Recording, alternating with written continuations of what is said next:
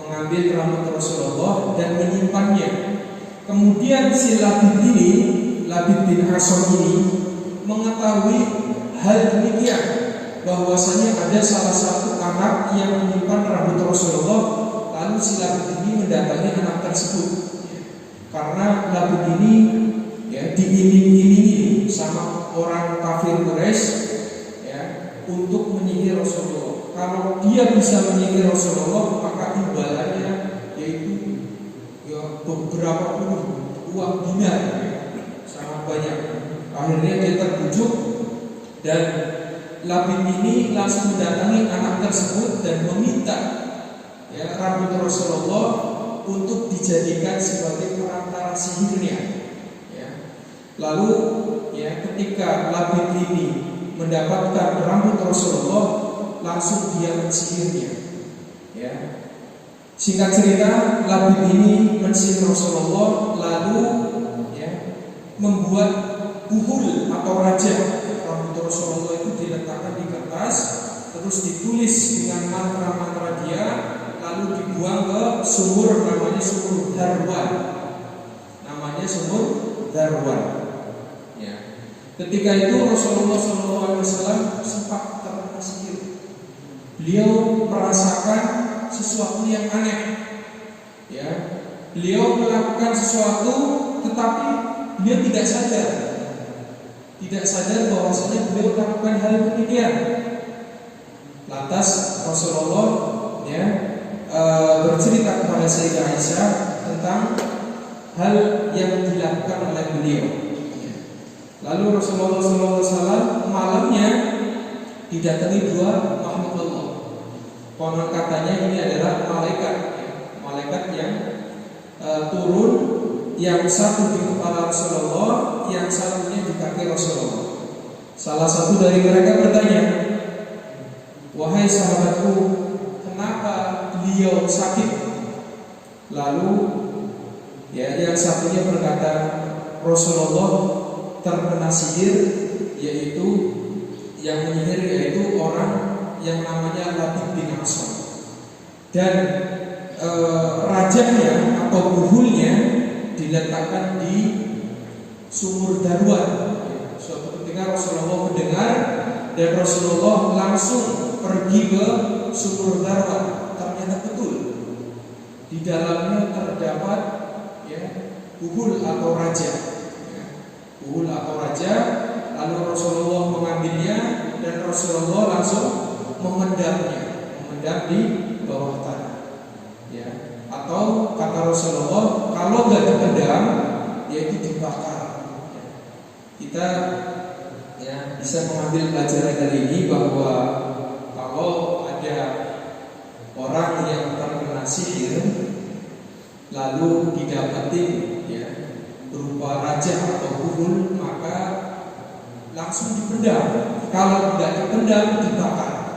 Insya Allah itu sihirnya akan hilang. Para hadirin rahimakumullah, kita membaca kitab dari karangan Imam Adz-Dzahabi. Tadi baru mukadimah saja, Bapak.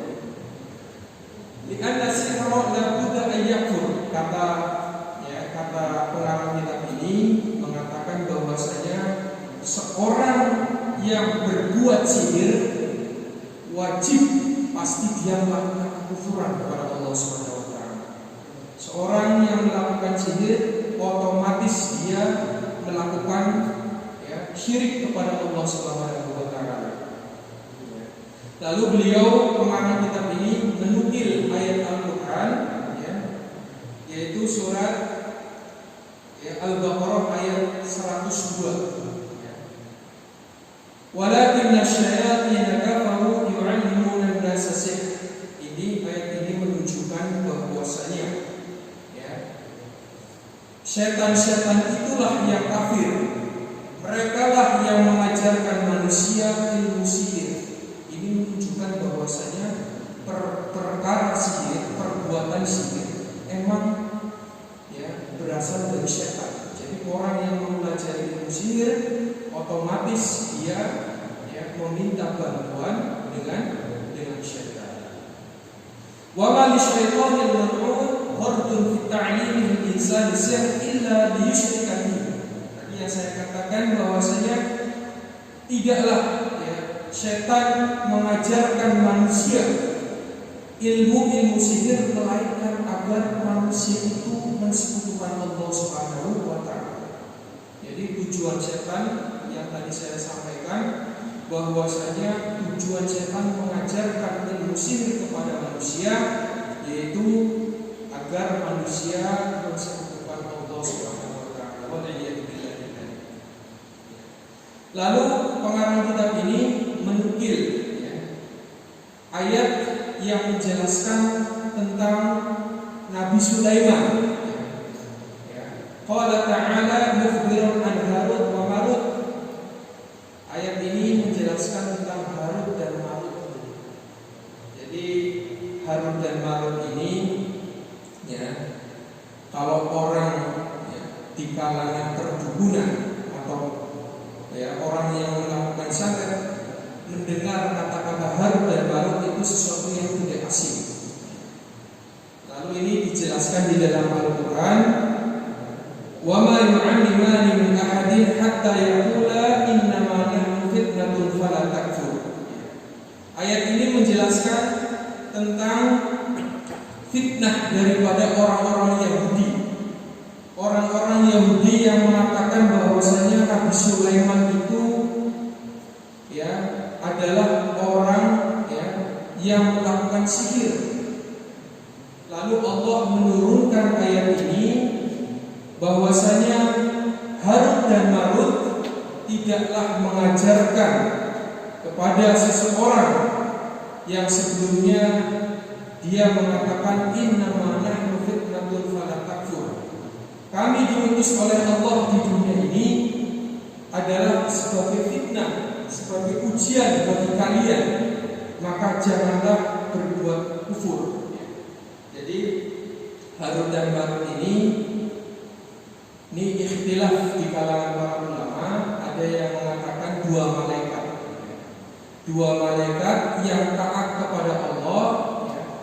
Suatu ketika para malaikat itu mengadu ke Allah, ya Allah, kenapa yang dijadikan khalifah di bumi ini manusia bukan dari malaikat? Sedangkan para manusia ini orang-orang yang banyak melakukan kerusakan di bumi ini. Kenapa bukan kita ya Allah? Lalu Allah menurunkan dua malaikat Harut dan Marut ke bumi ini. Oleh karenanya ada yang mengatakan menyerupai berupa manusia. Ayat ini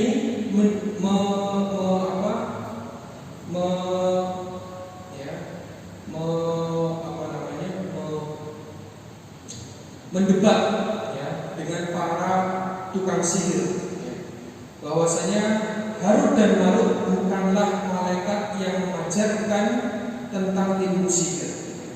Harut dan Marut ini diutus oleh Allah di dunia ini sebagai ujian buat manusia agar mereka tidak mempelajari ilmu sihir. Sampai Harut dan Marut ini menasihati kepada manusia agar jangan sekali-kali kalian berbuat kekufuran kepada Allah SWT melalui sihir ini.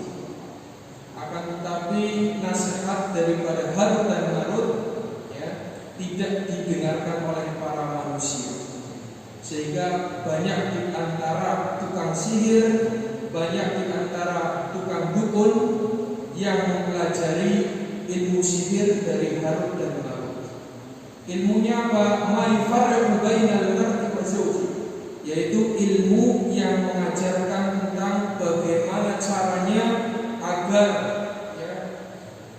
seseorang itu bisa hidupnya harmonis, agar suami dapat menceraikan istri dan begitu sebaliknya, agar istri dapat menceraikan suami. Inilah yang dipelajari oleh para manusia daripada Harut dan Marut.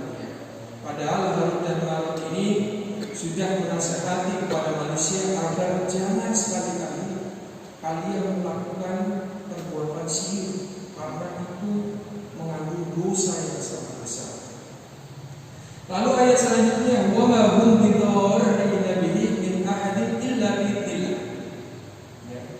Di sini Allah memberikan motivasi, memberikan nasihat kepada kita bahwasanya sesuatu yang dilakukan oleh orang-orang penyihir atau orang-orang penyakit tidak lain itu semuanya kehendak Allah Subhanahu wa taala. Ya. Jadi kalau orang terkena sihir itu sudah menjadi kehendak Allah. Jadi orang kalau tidak ingin terkena sihir, maka dia harus banyak membaca Al-Quran, banyak beribadah kepada Allah, maka tidak akan terkena sihir. Wa yata'allamuna ma yadurruhum wa la yanfa'uhum. Kebanyakan manusia mempelajari ilmu sihir, padahal ilmu sihir itu Bapak sekalian itu dapat membahayakan dirinya dan keluarganya. Dapat membahayakan dirinya dan keluarga, dan tidak sekali-kali ilmu sihir itu memberikan kemanfaatan kepada mereka. Walaqad 'alimu laman ishtarahu ma lahu fil akhirati min khalaq. Akan tetapi banyak di antara mereka mempelajari ilmu sihir dan menggadaikan akidahnya serta menjual akidahnya hanya untuk mendapatkan sesuatu yang sedikit di dunia ini, sehingga orang-orang sihir ini tidak akan mendapatkan bagian kelak di hari kiamat. Na'udzubillah min dzalik. Lalu kitab ini, pengarang kitab ini berkata, "Fatara khalqan katsirun min ad-dhalal yadkhuluna fi sihr wa yadunnuna annahu haram wa ma yashuruna annahu kufr wa yadkhuluna fi ta'lim as-sima' wa 'amalihi." Yang tadi saya jelaskan bahwasanya Imam Adz-Dzahabi ini berkata, dulu pada zamannya beliau itu sihir itu sangat banyak dilakukan oleh kalangan para manusia, sehingga banyak orang yang mengira bahwasanya sihir itu hukumnya hanya haram. Orang-orang banyak mengira sihir itu hukumnya haram, padahal sihir itu termasuk perbuatan kufur yang bisa menjadikan orang tersebut jauh dari syariatnya Allah Subhanahu wa taala, jauh dari ajaran Allah Subhanahu wa taala.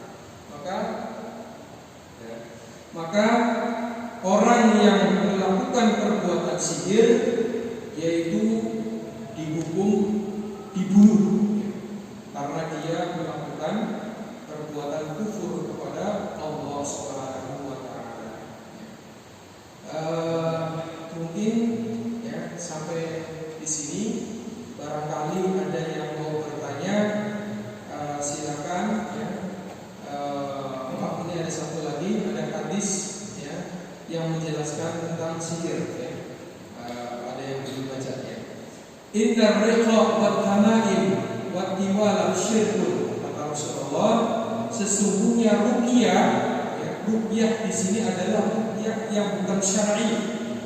Ruqyah pengobatan yang dilakukan dengan cara meminta bantuan kepada setan dan jin, itu adalah perbuatan sihir. Wa tamaim, tamaim ini kalau bahasa kita yaitu jimat orang yang percaya dengan jimat, bahwasanya jimat ini adalah obat untuk menyembuhkan dirinya, maka ini termasuk perbuatan syirik kepada Allah. Maka hati-hati, jangan sampai kita mempercayai hal demikian.